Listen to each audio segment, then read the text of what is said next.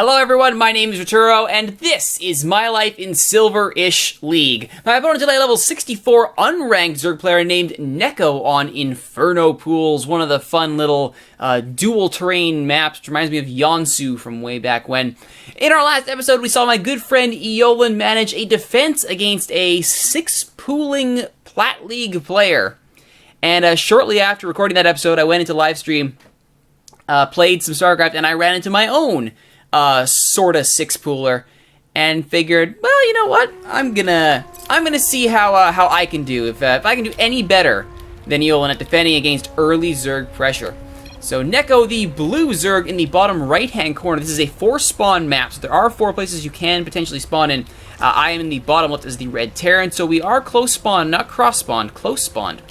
And the early scout here, but the drone, not scouting with the Overlord, although he is going crossways. Looks like the drone is going to check for the close spawn here, is Neko. Now, the thing to remember, of course, with early Zerg aggression is that it can happen at any time. So you could be 6-pooled, you could be 8-pooled, you could be facing off against Ling rushes. There could be, I've seen people rush all the way to roaches and just skip all the early tech entirely. It can be done. I've seen 3-base macro rushing, I've seen proxy hatch rushing. It is entirely possible. In fact, we see it's going to be an 8-pool for Neko, the 8th drone consumed to make the spawning pool. It is not a true 6-pool. So there is a little bit of an economic trade-off for speed here for Neko. But it is going to be a fast Zergling creation nonetheless. I'm just getting my wall up now with the supply depot and the barracks, which is good for me. So let's skip ahead to the beginning of the Zergling rush. There's the spawning pool, there are the eggs, it's time for 6 lings, and those lings are gonna go on a fun ride, no doubt. I will scout this now, realize the pool is there, and I think I just missed seeing the lings. However, the first thing I do when I realize that I've seen a super early spawning pool, I at least know enough to get down here and block this expansion. Because if there's one thing I know is that I can out-macro a 1-base Zerg any day of the week. And blocking that expansion as long as possible is very key to that. More lings, 8 lings now, rushing for the front door. The problem is I have a Marine on the field and he's about to be munched. Although the lings are on the move command, not the attack move command. And back to the front door goes the SCV, closes it up. Down goes the Marine, manages to weaken 2 lings for his trouble. And down comes his Marine, and he will hold the fort. 1 Marine against all the lings. It's an action movie, a space action movie waiting to happen. And the lings will be forced to back off. 3 drones on the way now for Neko as he has taken a break, realizing that, wait a minute, I might need some macro. This has not gone as planned at all. Here come the reinforcements, though. 2 more lings, and 2 more after that. As a queen now showing up at the main base for Neko to hopefully get those inject larvae commands in. But on the back of this, though, I've decided, you know what? I was going to expand. Now I'm just going to throw down extra 2 racks and, you know, meet your lings with Marines. Now, on the back of this, though, I am going to try and send this Marine out to figure out where those lings are hiding. Is it going to be a Baneling bust? Nope. But he does find the entire group of lings. Can he get home? Can he get home safely? He opens this. Oh, that poor Marine condemned to death while his 2 buddies look on. It was for the greater good. It was for the greater good. I'm sorry. You're now just a blood smear, but it was for the greater good to let you die. To not let those lings through the front door. No production going on right now back at base Neko as he is trying to, looks like, micro around, and indeed he's waiting for minerals to show up to do his larvae. He is supply blocked. That's gonna hurt you a bit. He could expand. In fact, at this point, probably expanding would be a great idea if you have 300 minerals in the bank and you're supply blocked. But instead, he opts to sit and wait.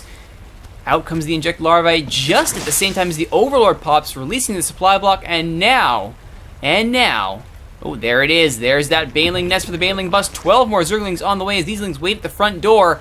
He's building up his army, but he's doing it slowly, and I can pump out Marines faster than he can pump out lings. And more importantly, I have the high ground, and here comes my reactor. Reactor Tech Lab on the way for the stim, still making sure I have 1 barracks able to add Marines to my Marine count. We are now actually, I think, in contention to pass the ling count. The army supply is 12 to 10, so still in favor of Neko, even with all those extra lings on the field. Work supply 22 to 10. So there's your economic advantage right there, as I have gas being fully mined. I'm almost at optimal saturation here, and the mule goes down at my mineral line. I have an expansion being built. This can just float over and do its thing because we're Terran and we're awesome like that. And here comes the ball of Marines. Just as a ball of Zerglings are running in, down will go the first ball of lings. They will back up. But now this is a much larger ball, and in order to remove any missed micros, down will go the destructible rocks. Now with the Marines moving out, trying to secure the base, they see the Lings. They will see the Lings beginning to spawn. They realize, whoa, we gotta take care of this now, before the Ling bust shows up.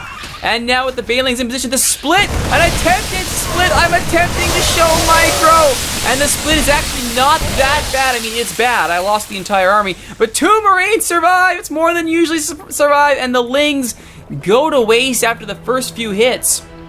And I still have Marines on the high ground. Stim is about halfway done, which means that the bus will not have much to go for. 2 factories be queued up on the low ground here. Can we keep it down? Yes, we can. A little bit of splash damage on that Baneling, taking out his Zergling buddy, and one little Baneling is going to waddle his way on home.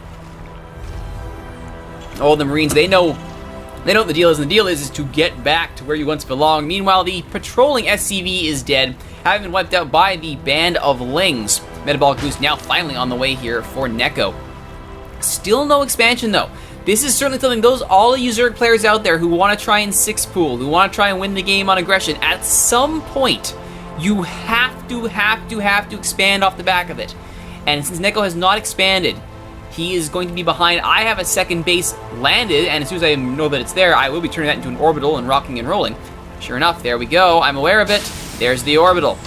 Third base being built, so I'm working on my third base now. Neko's still on his first. I have 2 factories on the back of this, going with reactor and tech lab. I have a second tech lab as well, so I can get more heavier hitters like Marauders on the field. I have a missile turret now in case this is going to Ling Muta, which is not unheard of. But the problem is these things are walking up the front door. There are the Marauders waiting for them. The army backs up to try and form a little bit of a concave. There's the Stim at just the nick of time. And the Stim will draw the army all the way in. The Lings detonate on the supply depot. It will fall. It will not supply block me. I'm sorry, I can speak. I swear I can. Which is a rarity for me. But what it does mean is that this will survive. Get a little bit of patch up. There you go. And I still have all my production capabilities, most of my army, and with that Ling army gone, suddenly these metabolically boosted Lings are, they have no friends. No one likes them. It's kind of sad. More Lings on the way now, as Neko still is going off the 1-base play there, now with a little bit of creep spread coming down there, which is always good. Always gotta make sure you have a way to get out of the base faster than you would like. Or certainly faster than your opponent would like. Oh, you could always go faster. You could always get out of your base faster. That much I'm pretty sure is true. Meanwhile, 7 Lings morphing in here with 8 more Zerglings on the back of this. Level 1 weapons and combat shields on the way here. 1 tank on the field, 2 Widow Mines on the field. They are not being buried because I'm not paying attention. That's not a good thing. The Lings going straight for the tank. The Widow Mines split off. Do they think to bury? There we go. There's 1 bury. There's 2 bury. Oh, will it connect? Oh, Lings!